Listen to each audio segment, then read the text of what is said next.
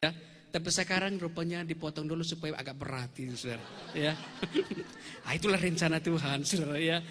Tapi saat itu, saudara, dokternya tiba-tiba dia berkata di sana, bilang, anak ini kalau dia hidup pasti jalan kayak robot. Anak ini kalau dia hidup pasti saya ini lumpuh total. Kalau saya hidup mungkin nggak bisa berbicara, mungkin jadi bego-bego loh, saudara. Tapi sekarang jemaat boleh melihat di mana cacatnya dan di mana begonya, saudara. Gak ada gitu, saudara. Ya. Karena dalam Tuhan Yesus tidak ada yang mustahil, dia sanggup menolong kita tepat pada waktunya. Akhirnya di rumah sakit cuma 4 hari, saudara. Tuhan jamah leher saya singkat, tapi saya di rumah sakit 4 hari. Luka yang begitu berat, tulang leher putus loh, saudara. Ya, tapi Tuhan jamah dalam waktu singkat, saudara. Ya, bahwa Allah kita Allah yang luar biasa.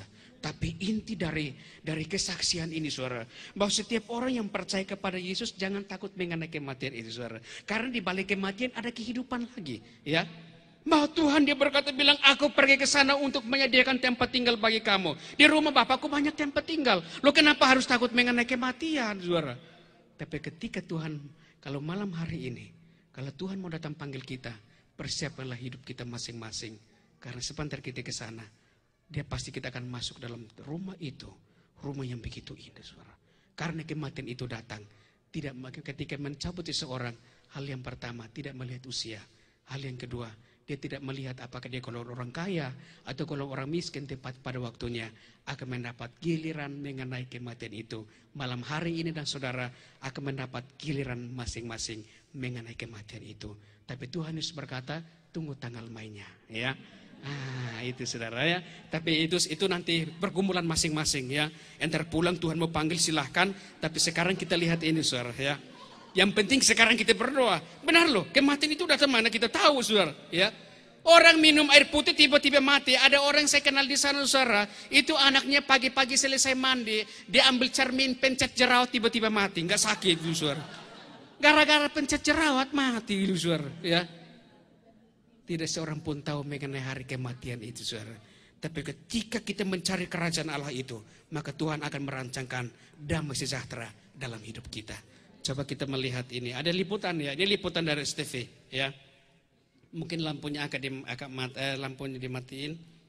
Dan kita melihat ini, kami 37 orang yang dipotong. Yayasan Rehabilitasi Narkoba dan Pendidikan ludes dimakan api setelah ratusan massa tak dikenal mengobrak-abrik dan melakukan pembakaran.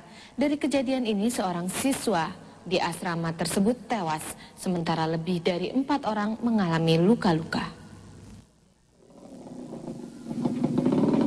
Sekitar pukul 21 waktu Indonesia Barat tadi malam, Yayasan Doulos yang berlokasi di Jalan Tugu, Cipayung, Jakarta Timur diserbu ratusan orang tak dikenal. Yayasan seluas 2,5 hektar itu pun ludes dimakan api. Menurut keterangan penghuni Yayasan Doulos, malam itu sebagian besar siswa sedang belajar di kamarnya. Namun mendadak suara gaduh memenuhi komplek yayasan. Ratusan massa yang datang dan tidak ketahuan asalnya itu secara mendadak menyerbu ke dalam yayasan tersebut. Secara serentak, massa dengan menggunakan pentungan dan senjata tajam mengobrak-abrik seluruh komplek yayasan. Dan secara serentak pula mereka melakukan pembakaran. Mendapat serangan mendadak, sekitar 300 penghuni Yayasan Doulos berhamburan mencoba menyelamatkan diri dari amukan massa tak dikenal itu. Menurut Yusak, mahasiswa STTI Doulos yang ditampung di Polsek Cipayung, ia dan teman-temannya tidak mengenal orang-orang yang menyerangnya dan mereka pun tidak menyebutkan identitasnya. Ia juga heran atas serangan mendadak tersebut karena sebelumnya tidak ada tanda-tanda permusuhan dengan pihak manapun, bahkan dengan penduduk setempat. Pada saat itu dengan adanya serangan, dengan tiba-tiba mereka masuk dan menyerbu ke dalamnya, akhirnya mahasiswa semuanya kalam kabut. Dan mereka tidak tahu mau lari kemana, akhirnya semuanya tersebar dan ada yang sampai menyelamatkan diri sendiri. Sementara itu penduduk yang berdekatan dengan lokasi kejadian mengatakan tidak banyak mengetahui kejadian itu karena mereka baru selesai sholat tarawih dan sedang santai di rumah dan baru mengetahuinya ketika massa telah masuk ke lokasi yayasan. Kejadian ini telah ditanggapi serius pihak aparat kepolisian, bahkan Kapolda Metro Jaya, Maijen Polisi Nugroho Jayusman, meninjau ke lokasi kejadian. Namun Nugroho Jayusman yang saat itu tampak tegang, belum dapat memberikan komentar atas kejadian tersebut.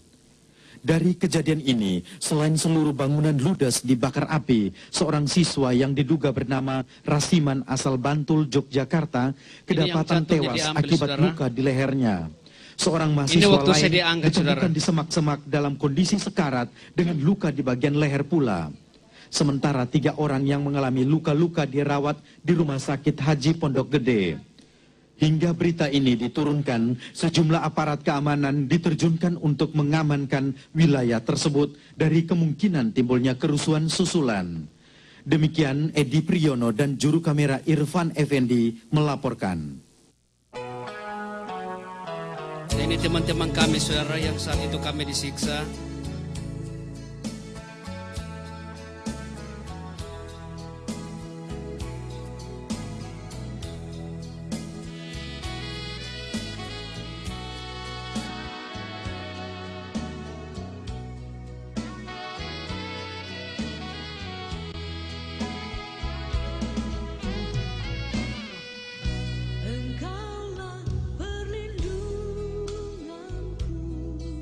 Ini dosen kami yang saat itu disiksa bersama istri dan teman-teman kami mahasiswa.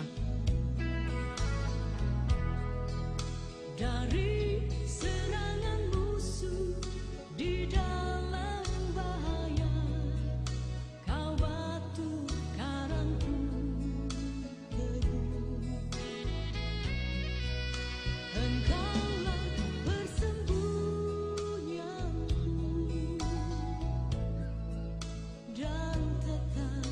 Dan ini gambar-gambar saya waktu saya ditendang masuk dalam got itu, lalu saya dibuang di bawah pohon ini dan saya dikejar dari sini, dan saya jam 3 pagi di